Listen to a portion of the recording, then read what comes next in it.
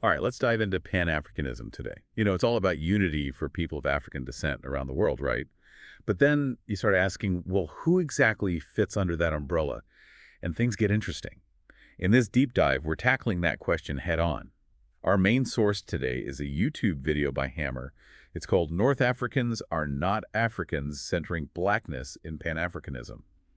Even the title is pretty provocative, don't you think? Hammer's definitely not afraid to stir things up, and his views on Pan-Africanism are definitely something to think about.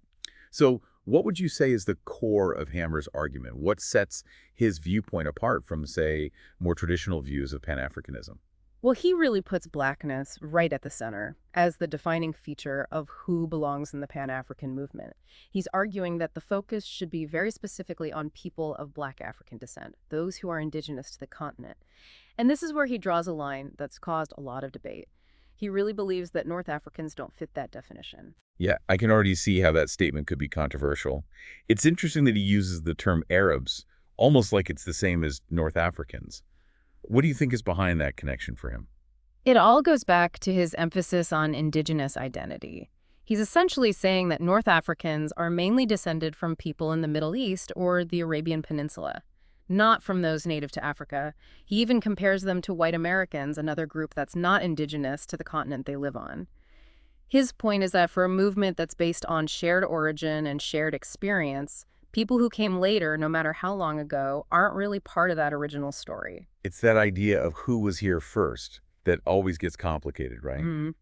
And he uses some pretty powerful examples to make his case, like when he analyzes the Moroccan soccer team's celebrations at the World Cup. Right, that's a perfect example of how he takes his theory and applies it to real-world events.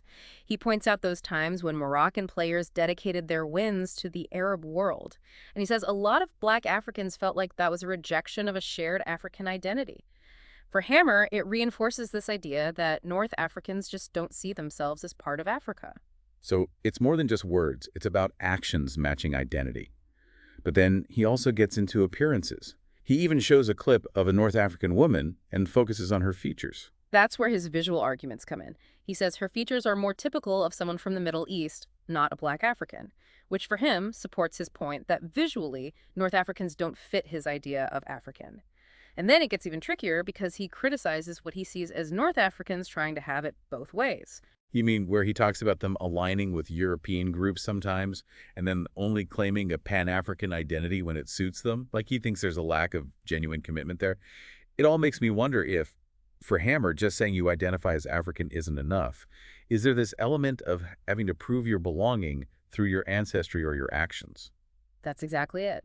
He's definitely suggesting that ancestry and a consistent, visible commitment to Africa are super important for who gets to claim that Pan-African identity.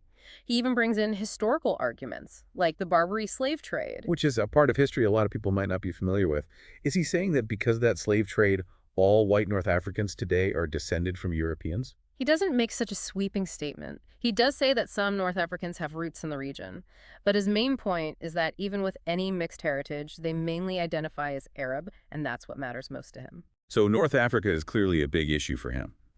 But he also looks at countries with really diverse populations, specifically Mauritania, Sudan, and the Horn of Africa.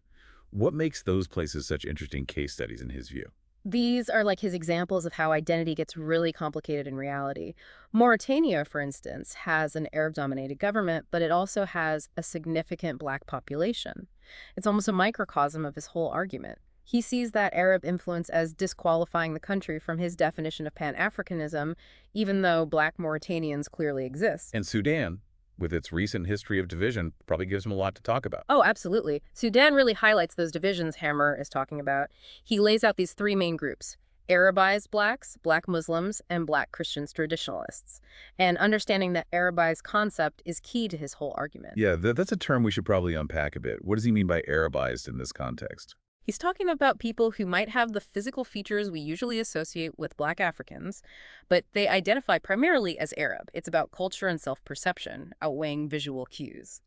And then you have the Black Muslims and Black Christians traditionalists, whose identities are more tied to their faith and their Blackness. The fact that Sudan actually split into North and South Sudan, partly based on these divisions, is, for Hammer, a real-world example of his point. The very act of separation reinforces his idea that identifying as Arab comes first, even if you have black heritage. So for him, even Arabized blacks who identify as Arab are fundamentally different from those who prioritize their black identity. And then you have the Horn of Africa, which adds even more layers to this already complex conversation. The Horn of Africa, especially Somalia and Djibouti, throws another wrench in things. Hammer acknowledges that they have mixed populations, and that many people there have strong Negro features, as he puts it. But because they largely identify as Arab, he categorizes them that way, again, showing how much weight he puts on self-proclaimed identity. It makes you wonder, is there any room for nuance in his view, or is it strictly either? That's what I'm struggling with. He seemed to have this very fixed idea of what being truly African means. Are there any exceptions to his rule? Does he ever see any North African groups as fitting into his vision of Pan-Africanism? There are a couple of interesting outliers. He mentions Ethiopia and Eritrea as possible exceptions. He knows they have mixed heritage, but he suggests they lean more towards a black indigenous identity, at least in his interpretation. So maybe there's some wiggle room, but it depends on how a group defines itself and whether they align more with Blackness than Arab identity. It's fascinating how he draws these lines, but it also makes you ask, who gets to decide who belongs in such a diverse and complex movement? That's a question worth thinking about. Hammer's perspective definitely makes us think about the whole idea of gatekeeping when it comes to identity and belonging. It's like he's saying, here are the rules, and if you don't meet them, you're out. But does anyone really have that authority in a movement as vast and historically rich as Pan-Africanism? That's a debate for another time, maybe. But before we move on, let's hear how Hammer wraps up his argument. What's his main takeaway message? He ends with a powerful statement. Black people are the rightful owners of Africa. He says Arabs who don't identify with the black indigenous population aren't part of his definition of African.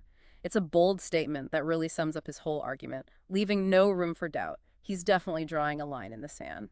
Wow, talk about a powerful ending. I can already imagine the conversations this is going to start.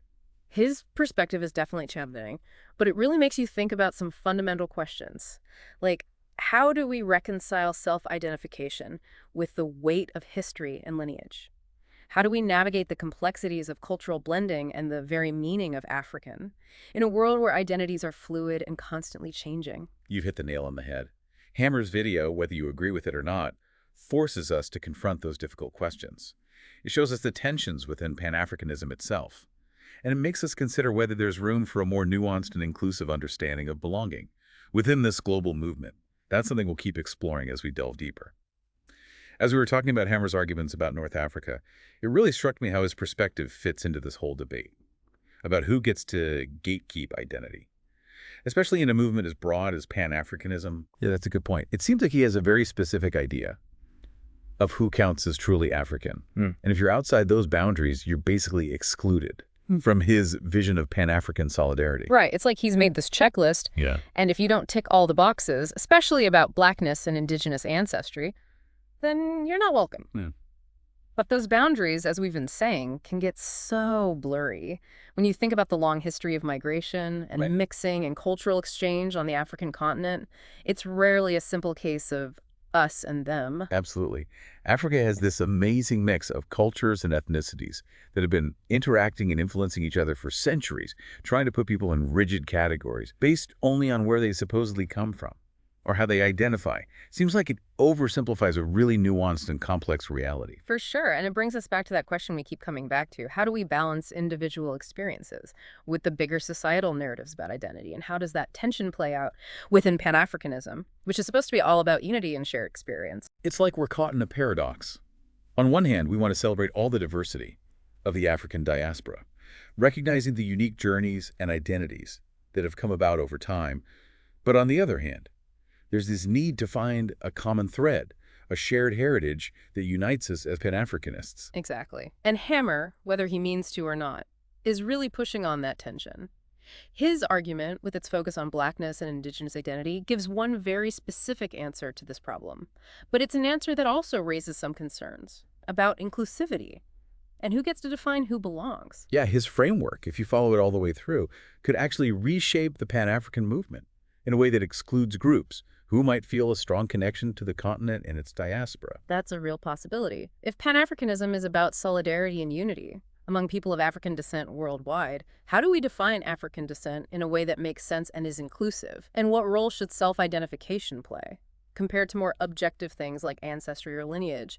These are questions the whole Pan-African movement needs to grapple with. I'm starting to think that focusing only on shared origins might be too narrow.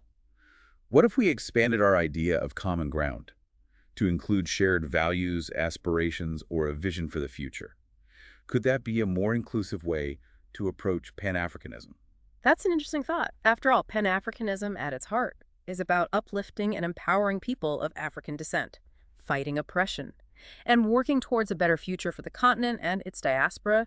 Those shared goals, those shared struggles, could be a uniting force, even if individuals or groups have different views on their own identities and connections to the continent. It reminds us that solidarity doesn't have to mean everyone being the same.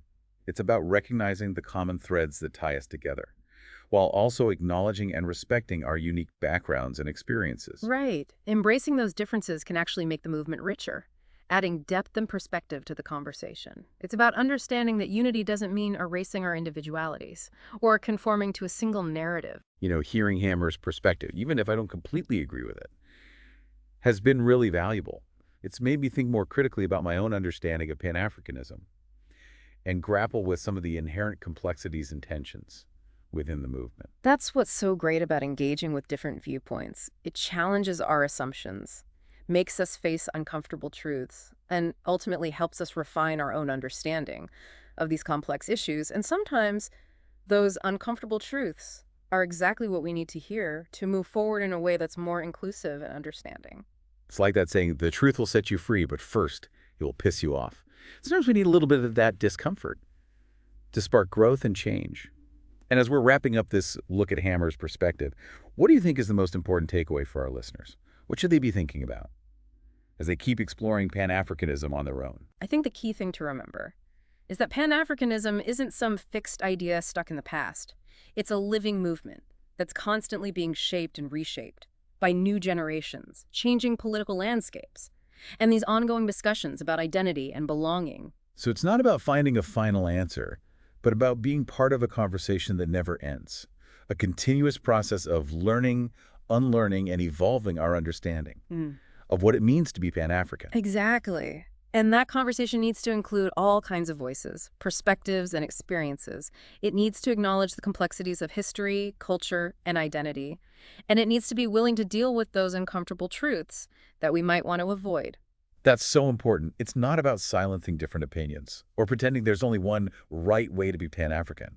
It's about encouraging dialogue, even when it's tough, and using those conversations to move forward in a way that's more inclusive, equitable, and empowering for everyone who identifies with the movement. It's about understanding that disagreeing doesn't have to mean weakness or division. It can actually be what pushes us to grow, to understand each other better, and ultimately to build a stronger and more vibrant Pan-African movement.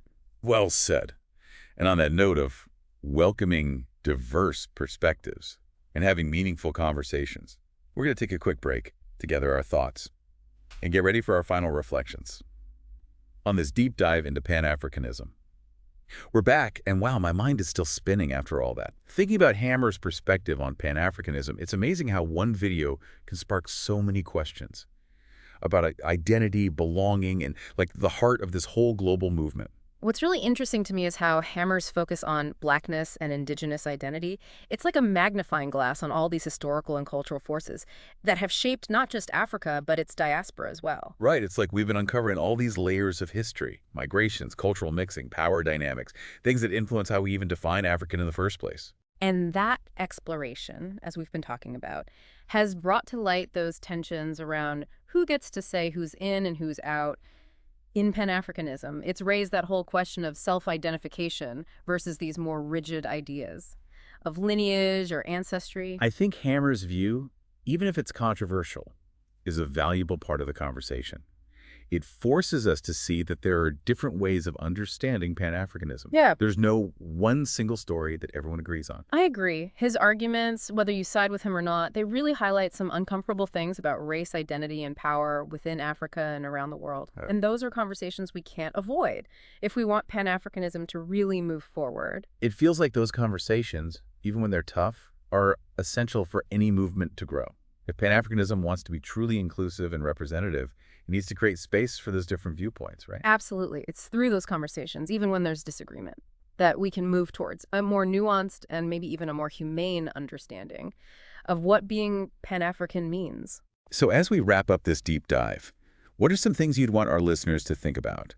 What should they keep in mind as they keep exploring this complex and constantly changing movement? Well, first of all, I think it's super important to remember that Pan-Africanism isn't some static idea, frozen in time. It's a living force, constantly being reshaped by new generations, by the changing political scene, and by these ongoing discussions about identity and belonging. It's like this ongoing conversation with all Yeah. these different voices contributing to what Pan-Africanism means Yeah. in their own lives and contexts. And to shut down any part of that would be doing a disservice to the movement itself. Exactly. It's a conversation that needs us to participate actively, even when it's uncomfortable or messy. It's by listening to different perspectives and challenging our own assumptions that we can all work together to create a more inclusive and empowering vision for the future of Pan-Africanism. That's such a key point. It's not about everyone agreeing in the end.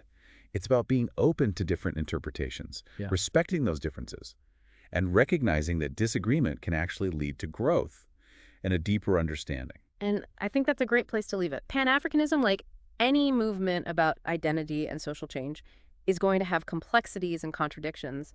Embracing those instead of trying to erase them is what makes it strong and what will shape its future. Absolutely. So as you continue to explore Pan-Africanism, keep asking those tough questions, stay curious, and most importantly, keep having those conversations about identity, belonging, and what this powerful movement means to you.